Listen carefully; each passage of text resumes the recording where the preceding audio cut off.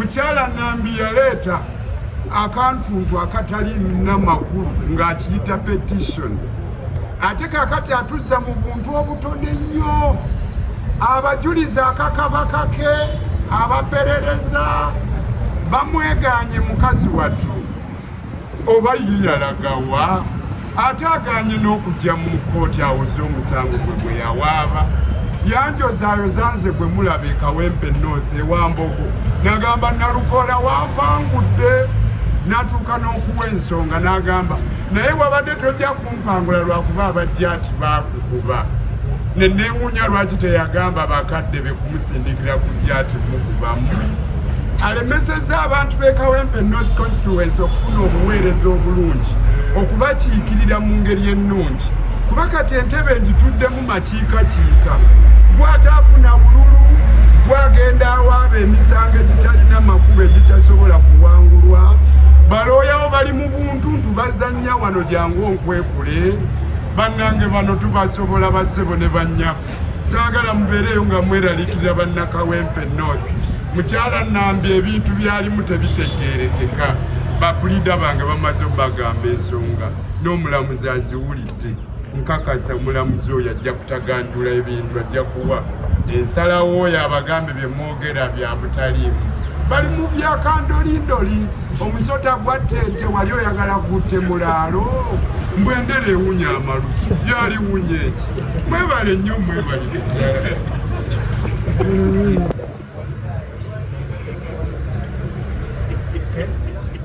olwaleero ensonga ezateekebwayo bannamateeka b'oyo atidde okujja mu kkooti ate yawaaba omusango guno sobodde okuddamu ensonga zaabwe ez'okugamba nti abajulizi baffe abajja ne bawa obujulizi mu kkooti eno nti tebawangako Nambi bujulizi waleeta petition ye mu kkooti nga ye agamba bwe babagibwa rekodi.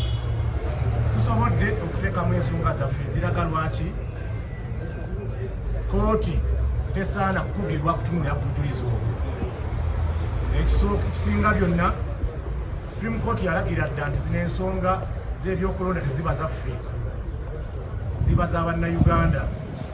Kyekyo lwaki ebeera inquiry kuba kunoonyereza. Kakati Nambi kyali mugamba kkooti nti abo abajulizi abajja ne bagamba nti basayiningako ku mpapula za Nambi ali mugamba abajulizi obujulizi bw'okwogera ekyo kkooti erina bukola ki butunulamu. Ekisooka agireese ku budde obutali butuufu kubanga ekirina kujja batandise kuwuliriza musango.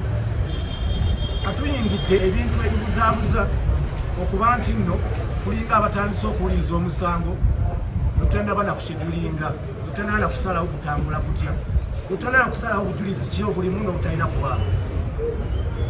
Tulowooza nti ekyo si kituufu naye obuyinza buli eri kkooti ku Lwokutaano okusalawo we begenda kutambula bweti naye gujja kuba gusoose kkooti yonna mu nsonga za kkooti musango w'ebyobufuzi nga guno gwa election petition okutandika okuwuliriza omusango ate naba nakukola kye bayita scheduling conference. Kitulowooza nti kijja kuba kituufu n'ekisinga okuba ekikulu tituli beeteefuteefu oba baagala bali babaleete tubasoyesoye ebibuuzo ku budde bwabwe naye ate tubuuzo naleeta ati omuntu agamba sibangako omujulizi bo wabbo bagamba nti oyo omujulizi agamba nti si mujulizi waffe wandi muliyinza ne tumala omuyita n'olyoka omusoyasoya ebibuuzo ebikakasa oba mutuufu oba nedda. Omuntu akugambye nti si mujulizi wo tamanyi ofiisi yo gyeri talayirangako kirayiro kikuleeta mu kkooti kati onaleeta muzimu gwe.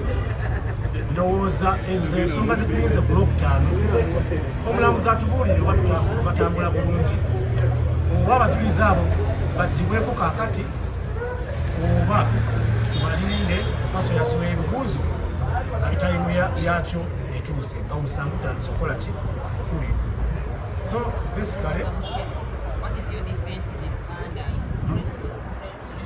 defense yaffe nti emisango gyonna gye tubaddemu gigamba nti abantu nga bwe batyo terina bakuba ku stage erina okubawuliriza. Kyekiri kyenjogedde nti kkooti ensukkulumu yagamba omusango gwa Maama Mbabazi nti eno ebeera inquiry kuba kunoonyereza, naye ate onoanoonyereza otya nga abajulizi abaleeta obujulizi obagobye? Tugamba nti kkooti terina buyinza okuba mujulizi yenna ajja mu maaso gaayo okwogera ku nsonga z'ekawempe, erina buyinza babulizi. As a petitioner, then you should not fear witnesses coming to court. That's what we are saying. Oba toyina kyokweka kyonna kyonna ng'omuntu yawaaba omusango, toyina kutya mujulizi yenna alina kujja mu kooti kola ki kuwaba bulizi. Era ffe kye tusaba nti kooti ekkirize buli omu azze nga alina kyayogera yamuwulirize then ekole okusalawo kwayo. For purposes of demonstrating to court that the criminal objection before court is not a criminal objection, it's premature. So far as I am aware, my lord, that's page 6. Page 6 of the Nyumiirwe authority.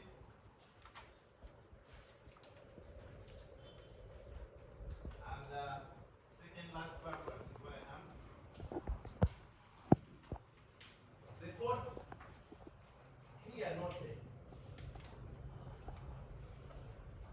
that the question to be considered here is whether the preliminary objection raised is competent to be dealt with as such. Main principle governing criminal objection was considered waiver in the case of establishment. It cannot be raised if any fact has to be ascertained. My lord, before us, court has no evidence, has no proof of any tampering, any bribery, any coercion, any inducement of any of the witnesses. So that is a fact that must be ascertained by one person like me, a lawyer, standing and giving evidence from the bar when I'm not a witness cannot amount to proof before court, because these are very serious allegations that border on professional misconduct. So this authority, which has been consistently cited and is still binding, says it cannot be a PO if there are facts that have to be further ascertained through eliciting of evidence, or if what is sought is in the exercise of judicial discretion. Now, what counsel for the petitioner wants court to do is exercise discretion between these two sets. Which one? My lord, that ceases to be a PO. And we are submitting, my lord, that the PO is not a PO and should be overruled and dismissed with us. God be pleased. My lord, the law provides remedies in these instances, and the remedies is what has been applied consistently, even in the authorities that is cited. As to whether the recanting is real or not becomes an issue for determination, and then evidence is led. And when court is finally determined, guided by the nature of evidence before it, it takes a decision, judicial.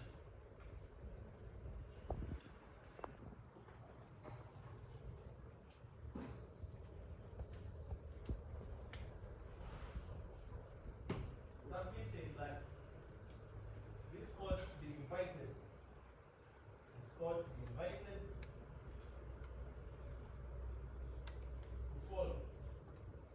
follow the binding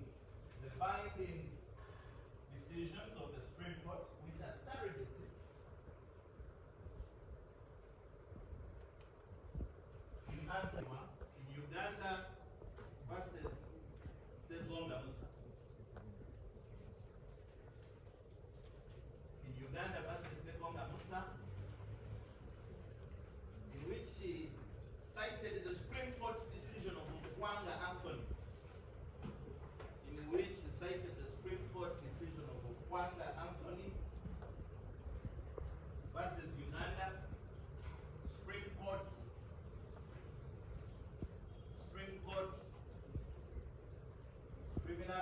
number 20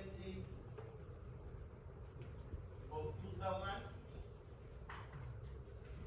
in answering the question as to whether the evidence of a hostile witness, my lord, these are hostile witnesses in law. One who does this and tries to change a position are hostile witnesses. And hostile witnesses appear every day when you are in court. You cross-examine the fellow and he runs from his higher position and changes and say, I'm now ready to say the truth. That is not illegal. It is in fact kudos to lawyers and court for doing the right work to meet justice out of whatever situation is before you. Court says